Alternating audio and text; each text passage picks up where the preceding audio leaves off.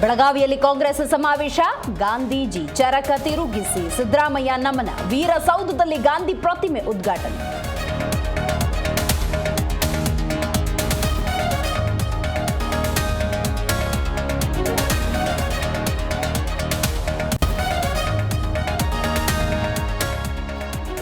ಕಾಂಗ್ರೆಸ್ ಸಮಾವೇಶದ ಬ್ಯಾನರ್ ಎಡವಟ್ಟು, ಭಾರತ ದೇಶದ ನಕ್ಷೆಯೇ ವಿರೂಪ, ಕಾಶ್ಮೀರವನ್ನ ಪಾಕಿಗೆ ನೀಡಿದೆ ಎಂದು ಕೇಸರಿ ಬ್ರಿಗೇಡ್ ಕಿಡಿ.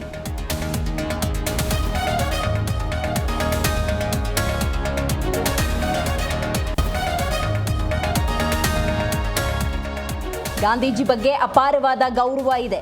ಇಲ್ಲಿ ನಕಲಿ ಗಾಂಧಿಗಳು, ಮೋದಿ, ಶಾಗೆ ಆಹ್ವಾನವಿಲ್ಲ.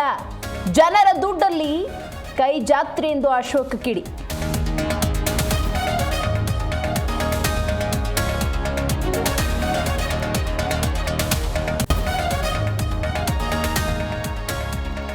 ಕಿಮ್ಸ್ನಲ್ಲಿ ಇಬ್ಬರು ಮಾಲಾಧಾರಿಗಳ ಸಾವು, 6 ಮಂದಿಯ ಸ್ಥಿತಿ ಗಂಭೀರ ಅಂದ್ರು ಕಿಮ್ಸ್ ನಿರ್ದೇಶಕ.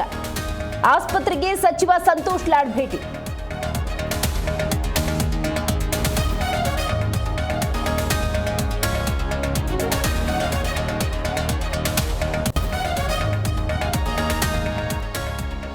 ನಂದಿನಿ ಲೇಔಟ್ ಪೊಲೀಸ್ ಠಾಣೆಯಲ್ಲಿ ಎಫ್ಐಆರ್, ಒಳ ಸಂಚು ರೂಪಿಸಿ ಹಲ್ಲೆ, ಕೊಲೆ ಉದ್ದೇಶವೆಂದ ಮುನಿರತ್ನ, ಆರೋಪ ಹೊತ್ತವರಿಂದಲೂ ಪ್ರತಿ ದೂರು.